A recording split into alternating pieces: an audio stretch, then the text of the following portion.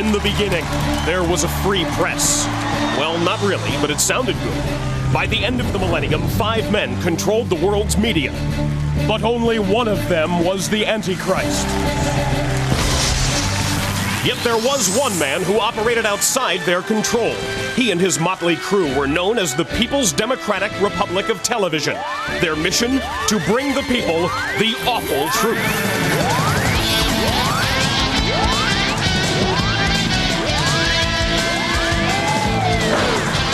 Tonight, from somewhere inside the PDR TV, please welcome Michael Moore.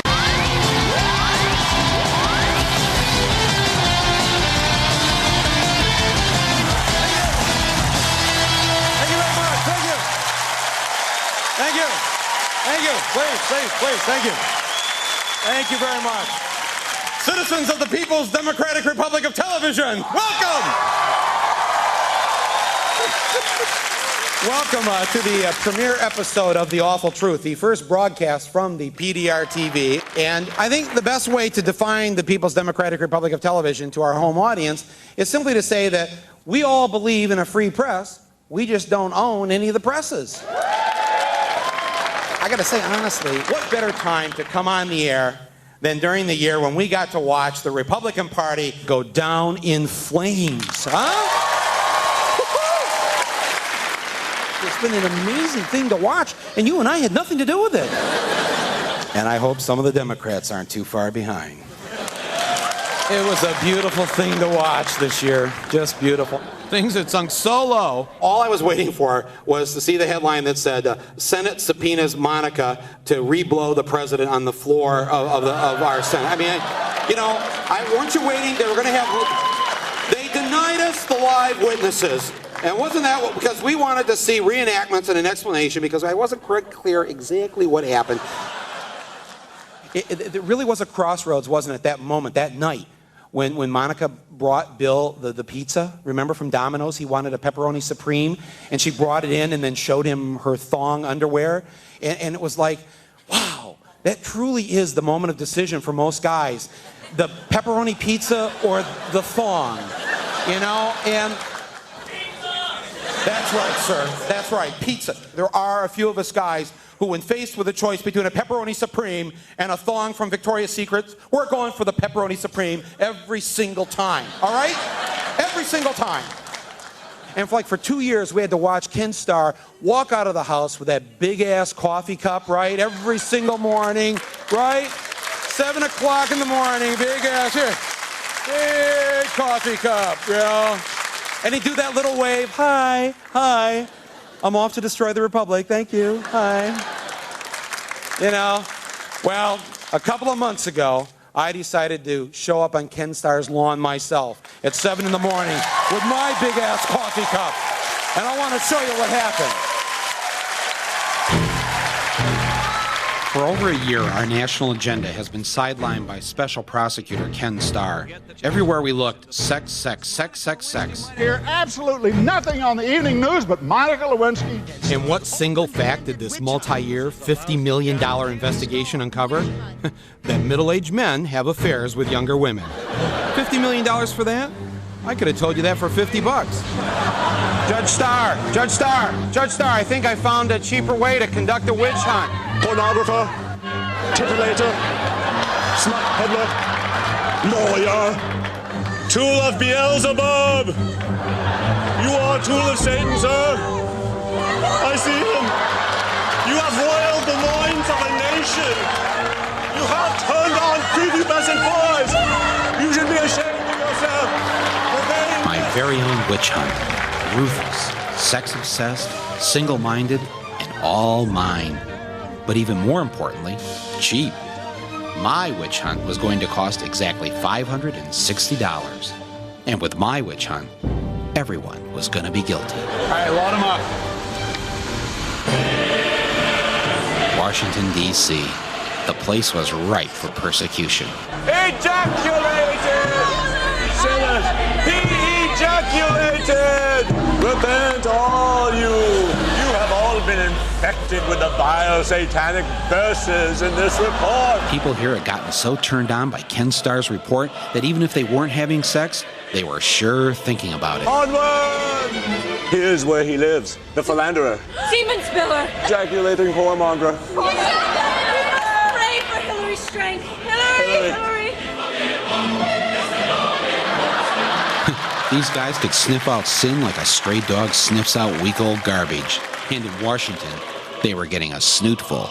Congressman Michael Moore, I've put together kind of a portable witch hunt so that you don't have to keep this going for more months. You know, you can just get it over with. That's very good. Yeah. Do you have names of any other congressmen that maybe they could, make repent? You think that applies to any members of Congress? Think they've ever lied? Possibly. Possibly. Do you have any names? We'd like some names. No. You've sinned before, haven't you? Why, certainly, but I've done enough for today. Enough sinning for today? Our first confession. This witch hunt was already paying for itself. You've sinned, though. There's not enough for today. You sinned. Sinner. What kind of show would this be? It's a witch hunt show. This is the real deal here. I don't think that's a good interview. Well, this isn't an interview. This is a cleansing of the Congress. And we'd like to know if you've committed adultery. You know, have you sinned? Are you a fornicator, Congressman? Are you Congressman? I headed for the large, suggestively breast-shaped dome we call the Capitol to begin flushing out sinners. This is Henry Hyde's office, right? It is. Henry Hyde is an adulterer, right? Henry Hyde, the powerful chairman of the House Judiciary Committee, conceded in a written statement, quote, youthful indiscretions with a woman 3 decades ago when both were married to other people. The President of the United States, who can put his finger on the nuclear button, he lies to the American public. He is fundamentally dangerous. Period. Yeah, but his finger wasn't on the nuclear button. It was on Monica Lewinsky. It's removing somebody from office who has abused the office. Well, he didn't abuse the office. He abused, that's the hallway down from the office. It is a legal impossibility to trick somebody into lying. No, it's a legal impossibility. We're guys. We're always lying about sex. What about the whipped cream incident here in 1992 where you licked whipped cream off the breasts of some woman? Or do you remember this incident happening? Or I remember that people bring it up constantly. You know, it's the sort of thing that one has to deal with. We are on a witch hunt, sir. Have you ever committed the sin of adultery? You ever committed a sin, Congressman? Sinners. You are a sinner. In 1980, the day after she underwent cancer surgery, Gingrich went to his wife's hospital room. Friends say he discussed terms of the divorce. New Gingrich's office.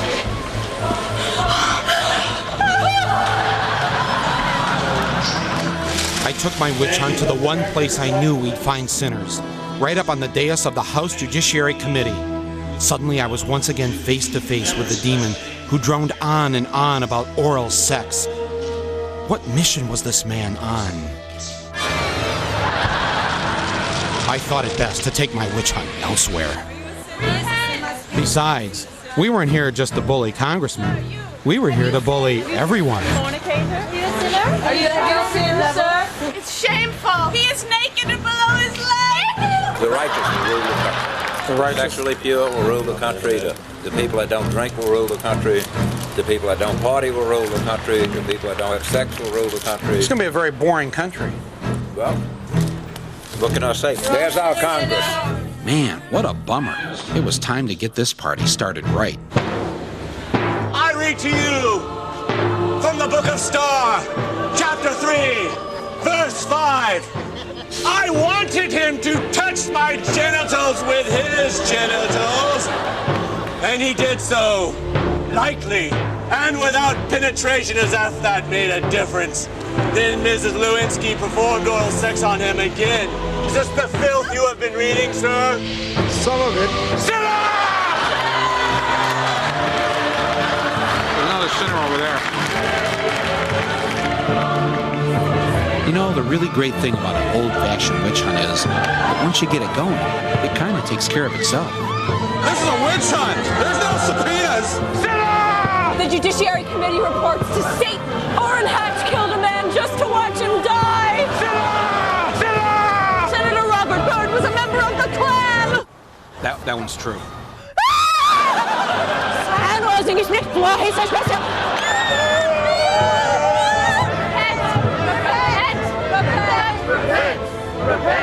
Repent! Repent! Repent! Repent! Repent! Repent! Repent!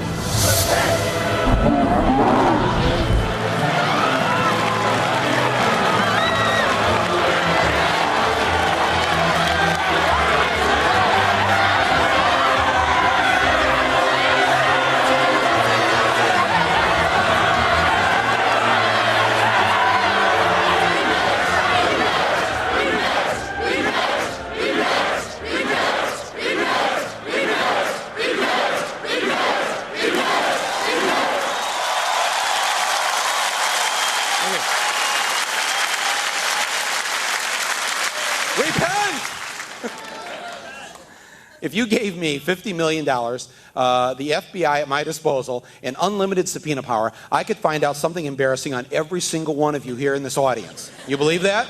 Huh? Anybody here ever have sex?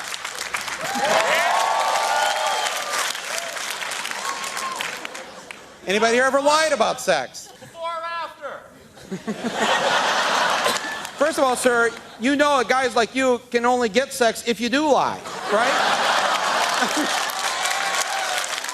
You got to be lying before sex, during sex, and after sex, sir.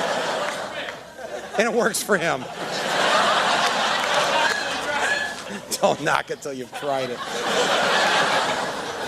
Each week on our show, we're going to present to you the results of a number of polls, legitimate polls that we've taken using the polling firm of Widgery and Associates. We will call them our awful truths. And so tonight I would like to present to you the first awful truth.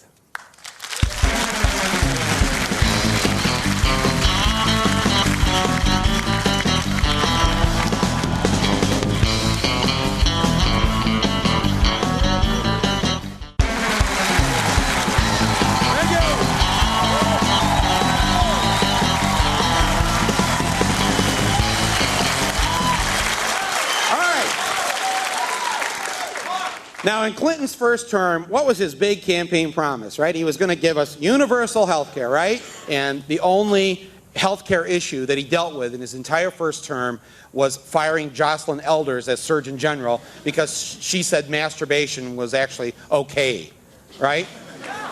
And if only he had taken her advice, he wouldn't have had to go through any of the trouble he's gone through, you know? So...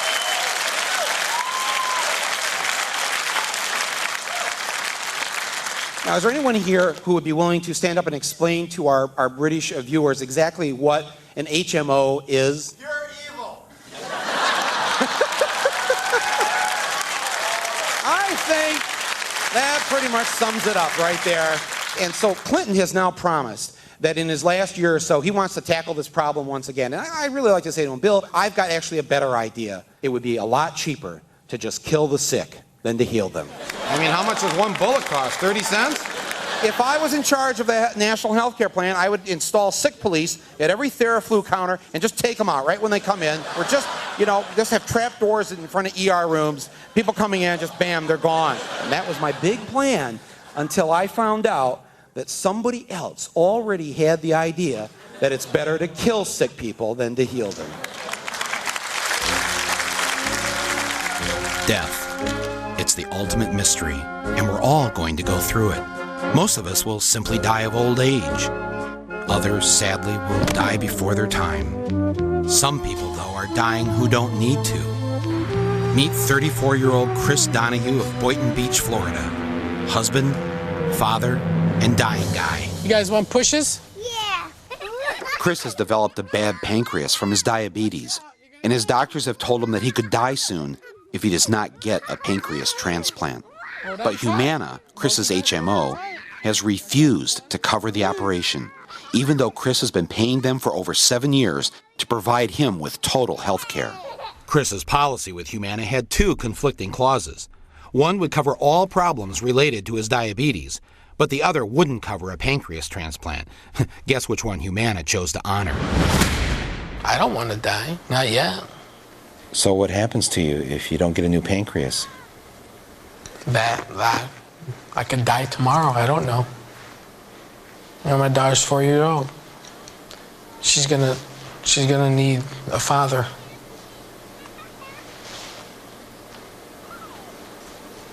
Excuse me.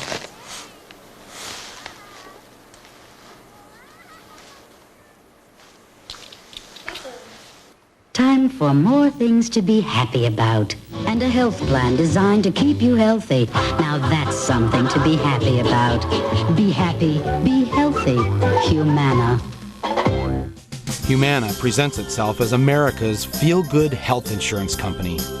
In 1997, they had revenues of nearly $8 billion, and they paid their chairman, David Jones, over $4 million plus stock options. With that kind of loot kicking around, you think they could afford a lousy pancreas. Humana's dedication to profit is pretty inspiring. Some former employees have testified that they even reward employees for denying coverage to patients. Chris's death was really Humana's gain. Looks like it's over. You knew I couldn't stay. I need to place an obituary? Okay, is this for someone that just recently passed? No, it's for myself. For yourself? Yeah. Okay, would you like to say what the cause of death? The cause of death? Yeah. The lack of quality care from my HMO, Humana.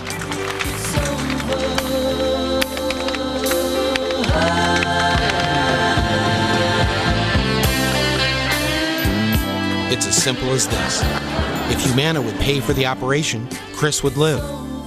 Humana, it seems, had decided that it would be more cost-effective to let him die. Time was running out, and since Humana had played such a vital role in Chris's death, I wanted to invite the executives at Humana to Chris's funeral. Chris and I then headed off to Louisville, Kentucky, and Humana's corporate headquarters. We had an appointment with Humana Vice President Dr. Mitzi Crockover. But if this guy's name was Mitzi, I guess Humana was covering some operations. We've got a problem, and I'm afraid we're going to have to postpone the interview for a moment, for a little bit of while. Because our Dr. Crockover's been called away to a meeting, and it's suddenly come up, and we're going to have to postpone, I'm afraid. Until? Well, we need to talk about when we can postpone, for what appropriate time. You mean, for postpone for a few minutes, or? Probably not today. His doctors want him to have a kidney and a pancreas transplant. And Humana has denied the pancreas transplant. He's going to die soon, so he wants to invite you to his funeral. I'd like to invite the chairman of Humana, actually, to the funeral, because he will die soon if you don't approve the pancreas operation, and he wanted to give you an invitation. This is your copy of it. He's been here in Louisville today. He's been looking at different caskets, and we thought maybe you could help us, pick out a casket. I'm afraid that would be inappropriate for me to do. If there's anything else that I can do to help you research and investigate the matter of Mr. The mahogany or the oak? The oak. You like the oak? He likes the oak. What do you think? Anything else that I can do with respect to investigating the facts of this case for you? I like the cherry wood myself. Obviously, we're interested in the health of our members and trying to improve the health of our members whenever and wherever we can, and certainly we're committed to that. Right, except he'll die if he doesn't get the pancreas. That's the problem. I'm certainly not familiar with his case, and we'd be happy to look into it for you. You would? Sure, absolutely. Right. Claim number 332-6449-5501. Let's go to a computer right now and look up the facts. I'm afraid I can't do that. Well, we'll wait here while you go research the facts. That's not going to be possible. But we'll wait until you go and get somebody to come down here. I can't do that today because all the appropriate people aren't available at this point. So well, we'll wait till they are available. I'm going to have to ask you to leave now, and I'll go look at it immediately. He has a 4-year-old daughter. You have kids? So you ready? You ready? You have daughters. Let's work our way out this way. When could you die? Today. Who knows? You could die today. Yeah. That's what the doctor said. Shall we? Shall we what? Shall we move toward the door so that I can research Mr. Donahue's case? As opposed to what? What else do you need? What else do you seek? What else do you want? Every day that goes by while you investigate the facts is a day closer to his funeral.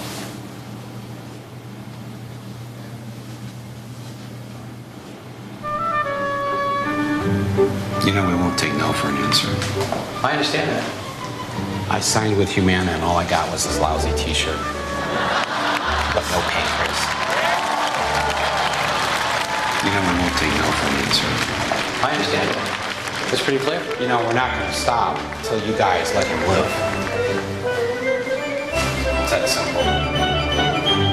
We're going to be all over you, man.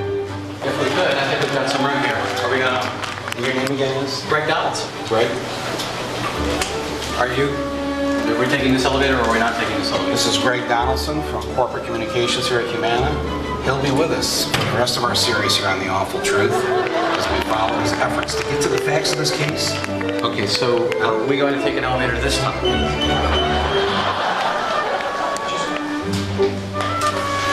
We'll check back with you from week to week. Absolutely. Okay? To see how you're doing, checking the facts. And maybe Chris will still be alive by the end of our series here on The Awful Truth, okay? Are we? All right. Great. Great. Please come to the funeral. Please come to the funeral. Please come to the funeral. As a courtesy to us, leave for the day now. As a courtesy to you? Please. So that we can.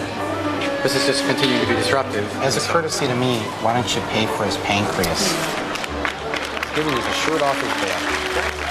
All right? And of course, his catheter's hanging out now, so, you know, I don't know what to do about that. But, oh, Greg, look.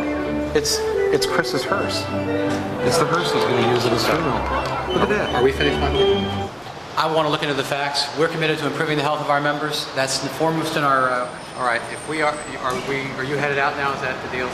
You know, I'd had enough of Humana's public relations BS for one day. If they weren't going to come to Chris's funeral, I guess I was just going to have to bring Chris's funeral to them.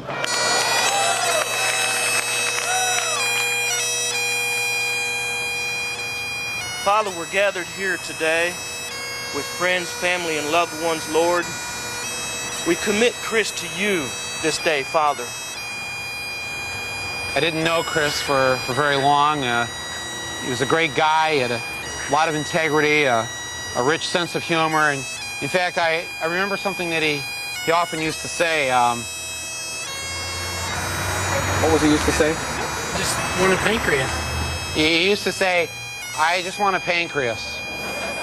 That's it. He was a good man. Mr. Jones, you got an extra pancreas? I sympathize with you and... Well, I'm not looking for sympathy. I'm looking for a pancreas transplant.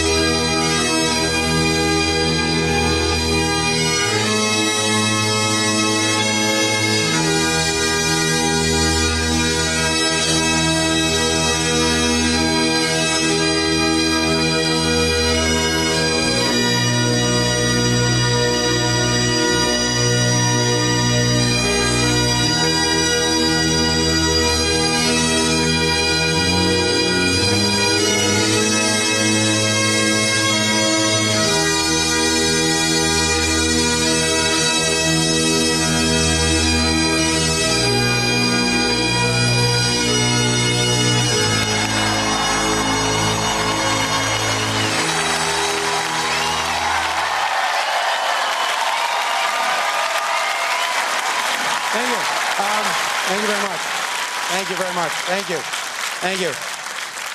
As a result of what Chris did, Humana has now changed their entire policy, and they will now cover all pancreas transplants. We have the good fortune of having Chris with us here tonight. Chris, let's take a bow.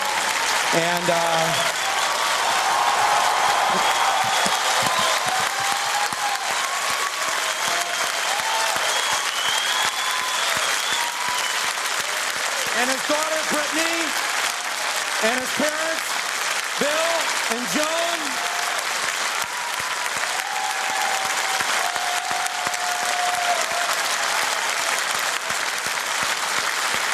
We should take one of these guys on every single week. And that's what we're going to do on The Awful Truth. We'll see you next week at the same time. Thank you very much.